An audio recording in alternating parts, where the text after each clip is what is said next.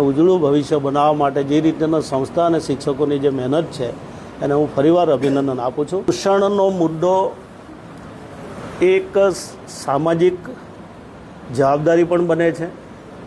સરકાર ગમે એટલી વ્યવસ્થા કરે, પોષણ માટે અનેક દાતાઓ મદદ પણ કરે છે, અનેક સંસ્થાઓ પણ સામે આવે છે, પણ હું એવું માનું છું કે નાનપણથી જ જો દીકરી દીકરાઓમાં અવેરનેસ આવે, એને સામાજિક અને શૈક્ષણિક રીતે પણ એને એ બાબતનું શિક્ષણ મળે, અવેરનેસ આવે, એ માટે અનેક એના એક્સ્ટ્રા ક્લાસ થાય, એ પ્રકારની પણ કેટલીક સંસ્થાઓ વ્યવસ્થા કરે છે.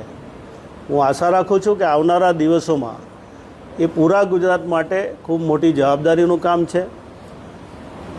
વાલીઓ, સંસ્થાઓ, શૈક્ષણિક સંસ્થાઓ, અનેક લોકોનો સહિયારો પ્રયાસ હશે તો ગુજરાત જે રીતે પ્રગતિ કરી રહ્યું છે એમાં કુપોષણનો મુદ્દો જે સામે આવે છે એમાં પણ આપણે ચોક્કસ બહાર નીકળી શકીશું. દીકરીઓની ઉંમર 21 વર્ષ 100% દરેક લોકોએ વિચારવું જ જોઈએ કે 21 વર્ષની ઉંમર દીકરા દીકરીની હશે તો મને લાગે ત્યાં સુધી સમાજ માટે પણ ચિંતાનો વિષય નહીં હશે.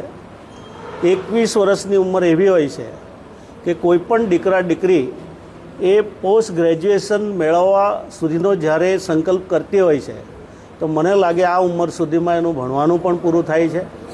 અને જ્યારે એક સામાજિક જવાબદારીમાં 21 વર્ષની ઉંમર પછી એ જોડાતા હોય છે, એવા સમયે એને બિલકુલ કોઈ પણ પ્રકારનો પ્રોબ્લેમ થતો નથી.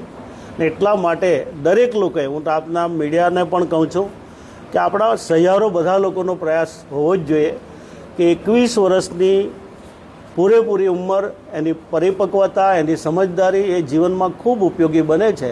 એટલા માટે આ સહિયારા પ્રયાસથી આ ચોક્કસ રીતે એમાં આપણે બધાએ પ્રયાસ કરવો જોઈએ. અને હું આશા રાખું છું, હું જ્યાં પણ જાઉં છું ત્યાં હું મારા સ્પીચની અંદર આ મુદ્દો હું લઈ લઉં છું, એટલા માટે એ સામાજિક જવાબદારી છે.